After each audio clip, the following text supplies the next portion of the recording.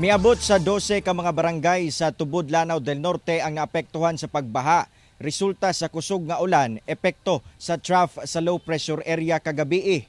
Samtang usa ka batang babae ang patay sa Baroy, Lanao del Norte human maanod sa baha. Ani ang report. Alas 5 sa hapon adlawng Lunes, ingon ani na ang sitwasyon sa Prog 3 Barangay Malingaw, Tubod, Lanao del Norte human ang pagbunok sa kusog nga ulan. Sa video, makita ang dakong bulog sa tubig baha nga misubay na sa kadalanan. Ang mga residente midiskarte sa pagpala sa mga bato ug lapok nga naanod sa dalan. Wala madugay sa laing video nga kuha ni Ryan Plaza. Makita nga nagtago na siya uban ang ubang residente sa usa ka panimalay. Sanglit dako na ang tubig baha sa palibot. Ayaw kusog kayo awa dira kay mabuskag na. Ibalik og sira. Gani naabli na ang gate sa ilang compound tungod sa kakusog sa bulog sa baha. Sa kuhang hulagway sa netizen nga si John Carlo Ibarola, makita nga sa kataas sa baha nalapawan na ang nakapark nga motorsiklo. Napuno sab sa tubig baha ang sentrong bahin sa Tubod kung asa halos galisod na sa pag-agi ang mga sakyanan tungod sa kataas sa tubig baha. Sa kuha sa Municipal Disaster Risk Reduction Management Office sa Tubod, makita sab nga daw nahimo ng suba ang mga kadalanan sa Tubod. Misulod sab sila sa mga hilit nga parte sa lungsod aron ihikling ang mga apektadong residente. Sumala ni Mayor Jimmy Cabahog Jr. nga moabot ngadto sa 12 ka mga barangay ang naapektuhan sa pagbaha sa Tubod. Sa tala sa LGU, moabot sa halos 1,100 households ang apektado o naa sa sobra 5,000 individuals. Aminado ang mayor nga palisuray ang nahitabong rescue operation, sanglit ang ubang residente, dili muhikling. Nagkaroon tayo naman ang swerte lang po kasi wala talagang casualty nangyayari. Pero may mga damages into property lang at agriculture tsaka mga animals na yung mga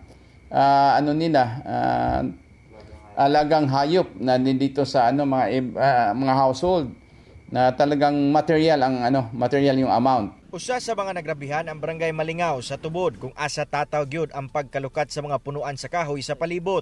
Mga linya sa tubig nangaguba, ang mga culvert nangabungkag ug nangaanod kilid sa dalan. Usa sa naapektuhan si Ermelita Nacario kung asa naanod ang iyang balay ug mga gamit. Mangayo mi og kuan, gamay hinabang sa atong kuan.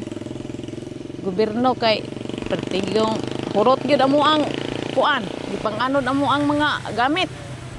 Apektado sab sa pagbaha ang Lala, Lanao del Norte, kung asa moabot ngadto sa 93 ka magbanay ang apektado. Sa Barangay Lanipaw sa Lala, Lanao del Norte, lubog gihapon sa tubig baha ang kadalanan bisan pa man nga wala na miulan kaganinang buntag. Sa Baroy, Lanao del Norte, usa ka 8 anyos nga batang babae ang patay human nga maanod sa baha sa Barangay Dalama. Sigon ni Kapitan Josephine Ditan sa Barangay Mananaw nga naanod ang maong bata sa boundary sa ilang barangay ug sa Dalama. Giklaro sab niya nga wala naanod ang tulay sa ilang barangay sukuhay sa mikalat nga storya. Then dito sa analam dito sa boundary na mo Dalama ug Mananaw, naadyo bata nalulog dito sa kuan, dito sa culvert. So, tulo sila kabuok, then ang duha na rescura, then ang bata gyud may wala gyud na rescura. Sumala sa Pag-asa, ang trough o extension sa low pressure area ang nagpaulan kagabi sa Lanao del Norte kung asa gitaas ang red warning o heavy rainfall warning.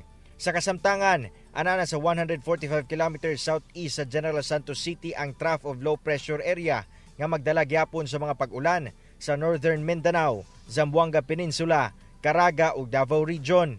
Kini nga trough of low pressure area mo hinungdan nga adunay mga pagdagom karon og inubanan nga aduna say mga pagkatakatag nga ulan pagpanugdog pagpangilat. Sa karon, mihupa na ang baha sa nagkadiyang lungsod sa Lanao del Norte.